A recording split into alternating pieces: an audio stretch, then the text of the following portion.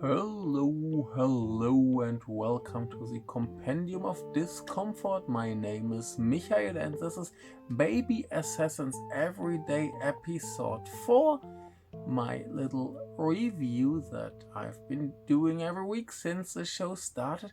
And today, this episode was very, highly anticipated by me, at least, because I was a little bit skeptical how this might turn out, if it might become too serious or too much focused on the bigger plot, and maybe there could have been a connection to Nice Days, which I will watch tomorrow. So yeah, very excited for that.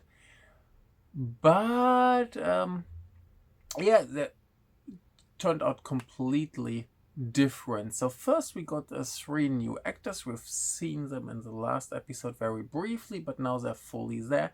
That's Ryu Tajima, who hasn't done much yet, at least when it comes to movies and stuff that I've heard of, so no idea.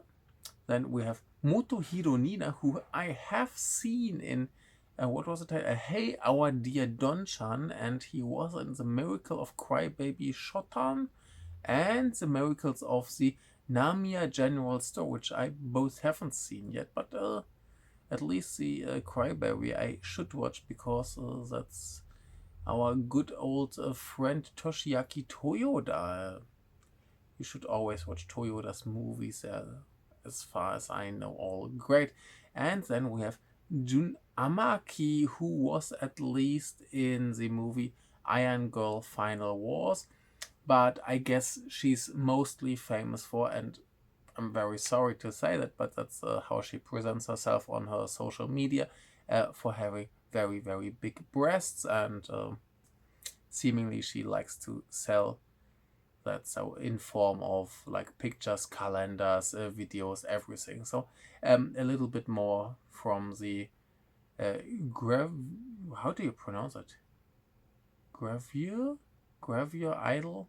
So those who do slightly erotic but non-pornographic stuff.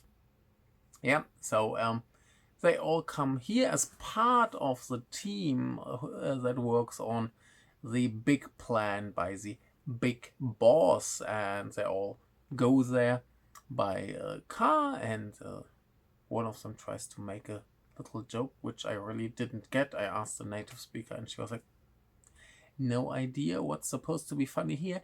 So I don't know. So he's a weirdo. He's the guy who's responsible for writing the script for their mission. Then the other guy is responsible for the style. He's the stylist. And the lady, as far as I understood, is responsible for the weaponry. So yeah, they're there to support our two protagonists on their killing mission. And then in this episode, we basically just get the target presented, and we dive a little bit more into the world of this boss, played by Hiro Taro Honda, who is a little bit eccentric, and this whole episode is basically built on his hate on social media, especially Twitter, which is still called Twitter here, because he believes that you can't express anything important in 140 letters. Wasn't that changed quite some time ago? I forgot. Anyway, so he freaks out in between. There's a nice dinner scene, and he's like, no, that's all evil, and you don't need to be you don't need valuation by people who you don't know, and just based on your follower count or whatever. So yeah, he hates this modern society with all this social media nonsense, and yeah, nobody needs validation from people they don't know. That's well, And yeah, basically that's the whole plot here. So I think it's very, very fun and interesting that we technically get a step closer to the big mission, and then nothing really happens. Um, the big problem here is that Mahito doesn't want to dye her hair because she's naturally blonde and she doesn't want to change that. And so the whole plan needs to be restructured because she's supposed to be a person from Saitama, and there are obviously no blonde people in Saitama. Yeah, they're all crazy, and that's what I think here is here the funny thing, that our two protagonists are basically among the most normal people here, and everybody else is just freaking out and being weird and crazy, and yeah, that's very entertaining. It's basically they present it as a kind of school trip, and there's a lovely scene where these two with Karbika, our new hero from episode 3, you know this here, they have a good night and sleep, and have a little chat, make fun of everyone there. Yeah, it's basically like the teacher who hates everything that's not his generation, and the young people who, yeah, you have the weirdo, you have the little bit less weird people, you have the cool people, in this case these two. Yeah, they're making fun of them, they're having a good time. And then there's the big, oh, do you have anyone who you like recently? And it's very cute and lovely and really nice. And yeah, the funny thing is it's completely action free. There's not a tiny bit of action. Like in episode 2, at least people got shot, and here's nothing. It's completely empty. An arm gets twisted, that's all. And yeah, it took a completely different way from what I expected. Sakamoto himself directed this episode again. The two Watarus have a little break, and I was very surprised, very entertained. I think it was maybe the most comedy-focused episode, the most daily life-focused episode, surprisingly. And now episode 5 promises to be a cooking episode, which is amazing because this whole show is basically just about eating and killing. So now more focus on eating, and it's lovely, and it's very entertaining.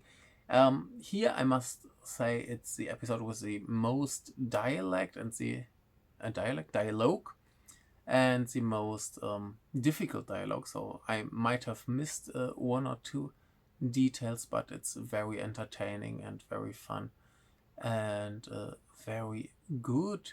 And it's all set in this house of the boss, and yeah, they're just having a weird time.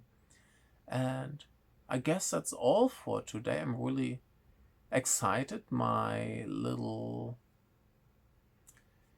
worries are for now gone because it's very fun. It gives the whole show a completely new twist. We are out of the old setting into a new setting, but we stick to the concept of daily life more than ever.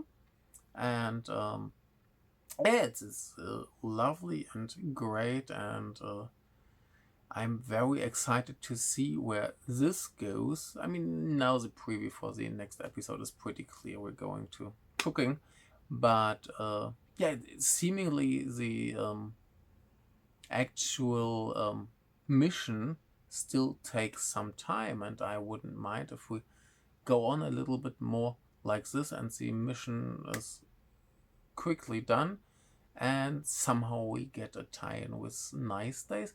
But yeah, I'm really curious how they handle that. I mean, if you look at, for example, Kamen Rider, there are always some movies that are completely removed from the main plot, but somehow need to fit into the main plot. So the main story usually has some hint that there might be some other story, and suddenly in the next episode you maybe have a flashback to stuff that never happened in the show because it was in the movie. And yeah, at that point you were supposed to have been to the cinema and watch the movie, and if you haven't, you're like, oh, what happened here? But it has no effect on the main plot, so who cares? Let's just watch this, keep watching the show. And yeah, I wouldn't mind if the movie becomes a little bit more important here, but yeah, I would really like to see that it's implemented into the show in some way. Then the question is like, was last night, tomorrow's the movie will start, so how, like, what timing would you choose to put it in? Would you really want it to be like real time when the show plays, that at some point the movie cuts in, but then they should have done it now or maybe next week? But yeah, I wouldn't mind if it comes later to some kind of connection, but I would like to see a connection here. But yeah, for this episode, I guess the big revelation is that Mahito is actually blonde, and yeah, we have two big things happening at the end. One is that, oh my god, the boss is actually using Twitter himself. That was already one of the big cliffhangers at the end, and he planned a delicious, healthy, wonderful bentos or lunchbox for the next day. And oh my god, they get a phone call that it won't be delivered, so now they have to cook, and we get to this cooking episode, and I'm very, very excited to see that, and I hope they really focus on the cooking. I mean, the preview already shows that there's at least a little bit choking, but no, just give me cooking. More cooking will be lovely. That's all for today. I think this was maybe one of the best episodes, so 4 so far. Of course, it's among the top episodes, but because they're only top episodes. But this was maybe the most different from the movies, the most interesting. Just the action wasn't so good because there was none. So anyway, thank you very much. See you for the review of Nice Days, I guess, and then we will keep going with every day. But then I guess this channel needs to go to some other movies as well. I can't just talk all my life about Baby Assassins. But recently I'm very happy with talking about Baby Assassins. So yeah, thank you. Watch the review for the first 2 movies, maybe 2, because that was a lot of fun for me, especially the first one. But both movies got so much better for me with the 4th and 3rd rewatch that I'm really surprised. And yeah, if you want to know why, watch the videos, and see you next time. Thank you. Bye.